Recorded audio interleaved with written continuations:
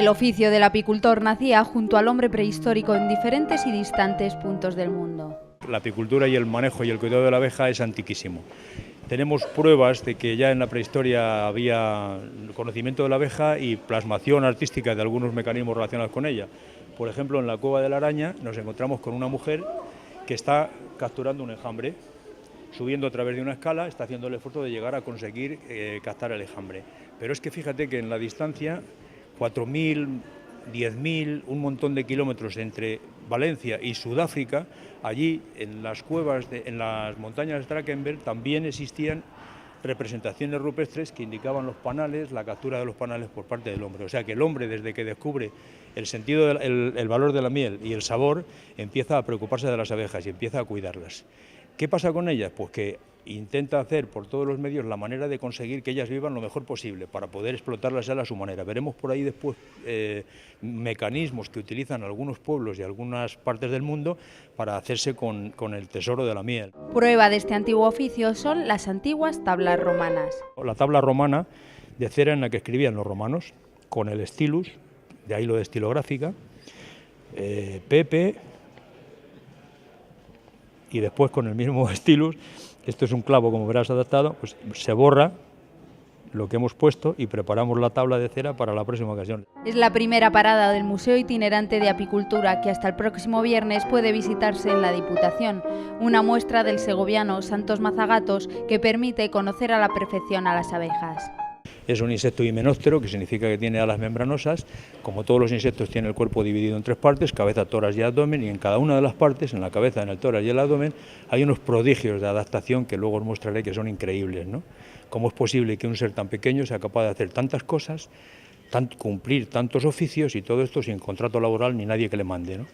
En la colmena lo que hay es una reina, una única reina, puede haber hasta 80.000 abejas en el momento más óptimo de la colonia, y puede haber unos cuantos zánganos, hasta 2.000 zánganos, por ejemplo, que son útiles en el momento de la fecundación.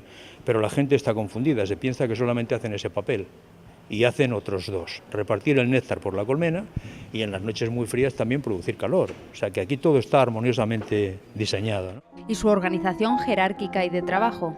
Cuando nacen, nada más nacer, tienen que comportarse como tal, y entonces en las glándulas que tienen en la cabeza segregan una sustancia que es la jalea real, con la que hay que alimentar a la reina y a las crías. Pero claro, unas glándulas se van extinguiendo a medida que otras se van desarrollando. Esos primeros días funcionan como nodrizas. Cuando se pasa ese tiempo se les desarrollan las glándulas cereras, que están situadas debajo del abdomen. Por esas glándulas sudan, como cuando nosotros sudamos sudor, ellas sudan cera. La cera es una sustancia especial que es la base de la colmena, con la que ellas hacen todos los artilugios de los panales, ¿no? Cuando termina la producción de cera, se dedican a otro oficio que es el de pecoreadoras, que significa que tienen que salir de la colmena y que tienen que ir a buscar el polen y a buscar el néctar para alimentar y para fabricar la miel y alimentar a las abejas del interior. Para conseguir todo eso tienen mecanismos, como por ejemplo la danza que emiten ellas para comunicarse unas con otras y enseñar dónde está el alimento, y tienen otros más papeles que cumplir. Por ejemplo, el de limpiadoras, hay que limpiar la colmena. Es alucinante porque todos los desperdicios que caen por allí, toda la cera que se rompe, las patas de los insectos, hay que sacarlas fuera, son muy limpias las abejas. Entonces, imagínate que se mete un ratón en la colmena.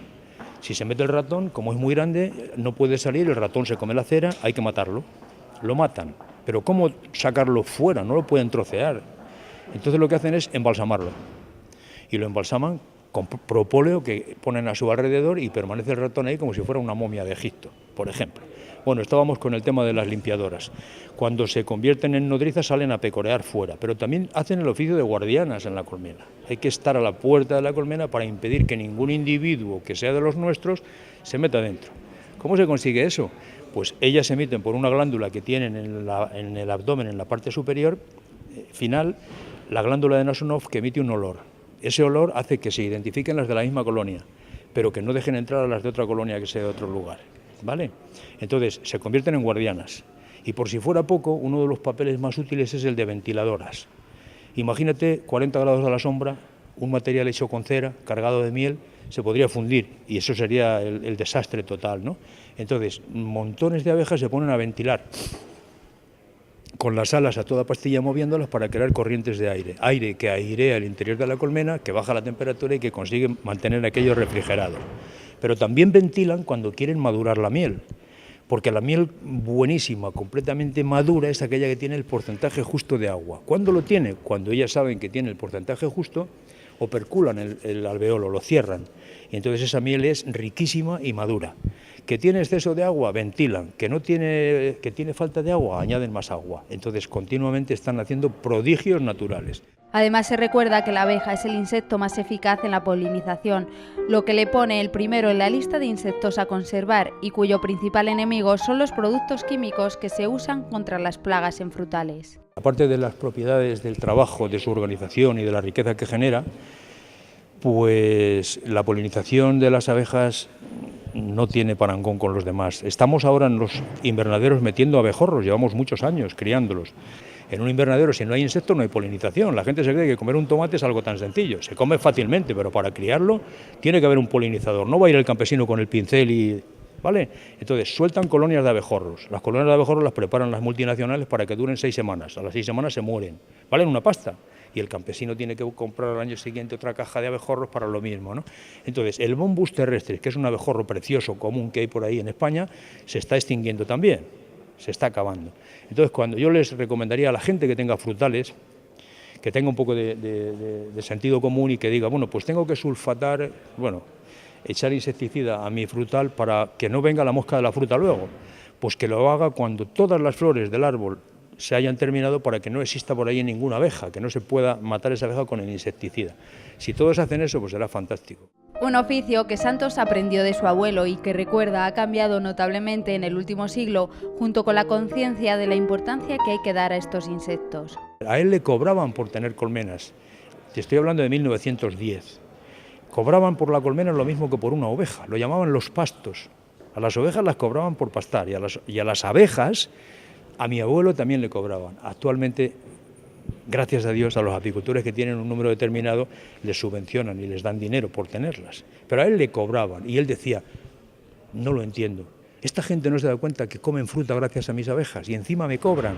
Con el fin de lograr extraer beneficios de las abejas, el hombre ha trabajado durante siglos para mejorar sus hogares, las colmenas. Hemos recreado en esta exposición algunas copias de algunas colmenas como una francesa, una colmena húngara, de observación, que es poco práctica porque aunque tenga 2 puertas, solamente se pueden ver 2 panales, uno por cada extremo. Hay colmenas de observación mucho mejores. Y uno de los padres de la apicultura, que fue Huber, que además era ciego, creó una especie de colmena que parecía una colmena libro, en la que los panales se podían abrir como un libro para observar. Te podrás preguntar cómo es posible que un ciego fuera capaz de hacer cosas relacionadas con la apicultura. Sentó las bases de la apicultura porque su mujer le ayudaba y porque un criado que tenía la familia también le ayudaba. Entonces él les preguntaba a ellos y a su través fue capaz de hilvanar todo aquello. Si hay un material en el campo que se puede aprovechar para hacer una colmena, sin duda se utiliza. ¿Por qué utilizábamos corcho? Pues en el sur de España, donde hay alcornoques y hay corcho, la materia prima para formar colmenas pues serían las colmenas de corcho, como aquella que tenemos ahí hoy. Si lo que abunda es la madera, pues hacían colmenas de tabla. Y si abundan los troncos huecos, pues hay que buscar troncos huecos para meter en ellos las colmenas antiguamente, porque esto ya, lógicamente, se lleva como adorno.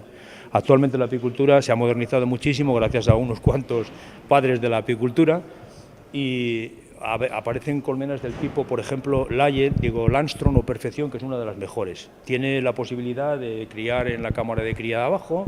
Podemos excluir a la reina, obligarla a que se quede abajo y arriba no pueda subir para que solo se produzca miel, en fin, que son técnicas que se han modernizado muchísimo para conseguir cosas. Pero yo en la exposición quiero hacer ver que también en Kenia, por ejemplo, pues se fabrican colmenas de este tipo que se llaman colmenas marimba.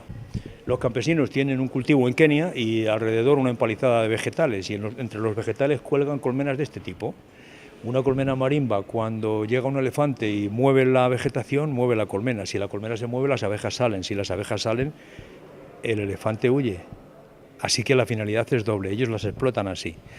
En América Central existen unas abejas que son abejas sin aguijón. Se llaman meliponas. Y la colmena es la colmena melipona para abejas sin aguijón. En la parte baja está la cámara de cría y en la parte superior ellas almacenan la miel, pero no lo almacenan en panales como en nuestros casos, sino que lo hacen en una especie de odres, una especie de dedalicos que contienen la miel dentro. El apicultor llega y explota esos dedales y se los quita y después continúan ellas trabajando, ¿no? Después de haberlas catado la miel como nosotros, pero sin tenerles que poner panales ni nada.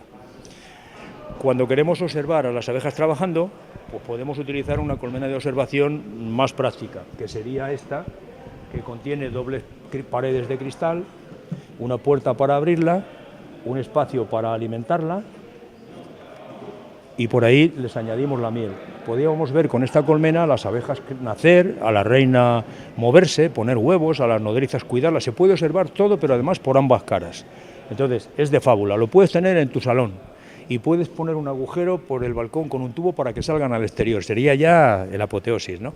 Están poniéndose últimamente en las ciudades, la tendencia es a colocar colmenas en las terrazas de las ciudades. La miel producida en una ciudad no tiene insecticidas porque no fumigamos los jardines, generalmente, ¿no? Tiene otro tipo de contaminación, pero evidentemente en París, en Londres, en Estados Unidos hay muchas ciudades que ya tienen colmenas puestas en las terrazas. Junto a las colmenas, el hombre ha perfeccionado los aperos utensilios precisos para la obtención de jalea real, miel y veneno de las abejas, herramientas que parten de la captura de enjambres. Haría falta una enjambrera para coger el enjambre que se ha posado en un árbol y después llevarlo a una colmena y transportarlo. Es curiosísimo, esta es bastante antigua, está fabricada con paja de centeno y con zarza machacada envolviendo la paja de centeno, lo cual es un producto artesanal, ¿no? O un portaenjambres para llevarlo cómodamente de un sitio a otro sin que se nos salgan. Aquí tenemos un mecanismo de defensa, esto no es una apero apícola, pero es un mecanismo de defensa de las colmenas contra el oso en Galicia. Construyen en mampostería un pilar, colocan las colmenas arriba, suben con la escalera a cuidarlas y cuando terminan retiran la escalera y se van. Un apero importantísimo que debía de conseguir un apicultor, aunque ahora las láminas las puede conseguir de otra manera, sería la prensa. Una prensa manual de estampación. Aquí se pone cera líquida, la cera huye por los extremos lo que sobra y entonces el resultado final es una lámina de cera que les vamos a poner a las abejas para darles facilidades, para que ganen tiempo y trabajen. Estamos explotando a las abejas de una manera industrial, nos interesa que todo vaya rápido y bien, ¿no? Esta lámina se coloca en los cuadros. Para colocarlo se utiliza una espuela de apicultor, la espuela de apicultor sería esta, aunque ahora hay otros métodos más modernos. Esto se calienta fuertemente, la espuela se pone en el cable, en el alambre, y entonces lo que hacemos es desplazarla y el alambre se va hundiendo en el panal, con lo cual queda la lámina completamente derecha, sujeta y firmemente mantenida, para que ellas estiren la cera y se pongan a hacer el panal completo, como veréis luego, en las dos direcciones, para trabajar y almacenar la miel. Otros aperos apícolas. El marcador de reinas, porque este es manual, ¿no?, de fabricación casera. ¿Por qué hay que marcar las reinas? Conviene tener una reina joven. Y para tener una reina joven en una colmena hay que saber qué años tiene. Y para saber qué años tiene tenemos un código. Es un código internacional de marcado. De tal forma que cuando veas una abeja que tiene la reina pintada en el tórax el color azul, es que es del año 2010. Sería una abeja reina muy vieja, 5 años ya. Entonces las de 2015 volverán a tenerlo otra vez de color azul. Si a esto le sumas 5 años, vas viendo el resultado, ¿no? 2014 era verde, pues en el 19 seguirá siendo verde. Así que este es el orden, la secuencia, termina en el verde, continúa otra vez en el azul y se continúa. Cuando tú ves en la colmena a una reina marcada, la distingues rápido entre las abejas, con más facilidad, y además sabes su edad. ¿Que tiene más de 3 años? Conviene que la cambies. La estrella del apicultor, que sería el ahumador. El ahumador produce un humo especial, se colocan unas ascuas en él y el combustible que usaba mi abuelo y que se puede seguir manejando con toda tranquilidad es la caca de la vaca seca, esa especie de torta que forma una vaca, se convierten en trocitos, se ponen encima de las ascuas, producen un humo blanco, un humo más frío que el normal y se maneja la colmena fenomenal. ¿Cómo se da el humo? Pues en la piquera, en la parte de la entrada de las abejas suavemente y en la parte donde hemos abierto por arriba. ¿Qué sucede cuando las abejas sienten el humo? La gente dice, ¿la estáis para atontarlas es? Pues no, es que ellas creen que se está produciendo un incendio en el bosque, como hace millones de años sucedía en el bosque cuando ellas estaban allí, y entonces lo que hacen es dedicarse a comer miel de una manera exagerada y llenan su buche de miel, y entonces se quedan tranquilas. Si tú abusas del humo, comen más miel, con lo cual disminuye la producción, entonces tiene que ser un manejo racional del ahumador. Mecanismo de protección, pues guantes, polainas, la careta y la blusa. Más herramientas, el alzacuadros. que nos permite dejar la mano libre, manejar el panal, moverlo con el cepillo de desabejar, con agua, y con movimientos muy suaves barremos las abejas sobre la colmena para que no se mate ninguna ni se estropee el individuo. Con todos ellos se facilita la producción de cera, jalea real, miel y veneno. La cera es el capital del apicultor. Hace falta una cera nueva, regenerada continuamente. Cuando la cera se oscurece, se pone negra y mal, es que ya conviene cambiarla, ¿no? Se funde, se vuelve a preparar, a purificar y se vuelven a hacer láminas nuevas otra vez para que construyan. Ese sería el primer producto. La miel, evidentemente, que todo el mundo conoce. El polen, que también se puede extraer polen exclusivamente cuando nos dedicamos a extraerlo. Lo que sucede es que si tú a una colmena le quitas polen, no te da de las demás cosas, no te puede dar todo a la vez, robándole un alimento o un producto, ¿no? Se puede obtener además jalea real, se puede obtener propóleo, que es una sustancia que obtienen de una resina de las plantas y que traen a la colmena para tapar las rendijas, ¿eh? Tiene propiedades cicatrizantes, o sea que es una medicina también. Y se puede obtener veneno. Y el veneno lo necesitamos pues para tratar a los alérgicos y para tratar a los que llevan apiterapia. Y aquí tenéis el mecanismo que se emplea para extraer el veneno. Se pone en la entrada de la piquera de las abejas y las abejas al llegar aquí pues tocan con sus patitas dos cables que tienen una pequeñísima corriente, un impulso eléctrico. Y entonces a continuación rápidamente reciben en ese impulso una sacudida. Claro, ellas se enfadan y entonces quieren clavar su aguijón. No pueden porque esto es cristal. Si lo clavan en nuestro cuerpo, sí, porque como tiene un arpón se nos queda introducido. Entonces la abeja aquí cuando pica no se muere, porque no se desprende de su aparato intestinal final, ¿no? Y del aguijón, sino que el aguijón no lo pierde, clava, deja una gotica de veneno. Entonces cuando hay muchos picotazos de muchas gotitas aquí, se extrae el cristal, lo rascan, lo llevan a un recipiente y lo envían a los laboratorios para que el laboratorio lo transforme en vacunas o en productos para apiterapia para personas que tienen problemas de artrosis y cosas parecidas. Ahí tenéis un panal completamente operculado con miel madura que habría que cortarle el opérculo, meterle en el extractor y centrifugar para sacar la miel purísima. Se puede obtener propóleo, que es una sustancia que obtienen de una resina de las plantas y que traen a la colmena para tapar las rendijas, ¿eh? Tiene propiedades cicatrizantes, o sea que es una medicina también. Y se puede obtener veneno, y el veneno lo necesitamos pues para tratar a los alérgicos y para tratar a los que llevan apiterapia. Os voy a mostrar primero algunas mieles para que veáis cómo son. Distintos colores en función de la planta de la que procede. Azahar, la flor del naranjo, un color blanquecino, claro. El brezo, uno más oscuro. Si en lugar de ser brezo fuese encina, sería todavía más oscuro, el más oscuro de las mieles españolas y el más cotizado. La de roble también es muy oscura y también es una melaza, no es producido por néctar de flores, sino que es por un exudado que suelta el roble, gracias a unos pulgones en verano, de agosto a septiembre, tanto la encina como el roble producen este tipo de miel.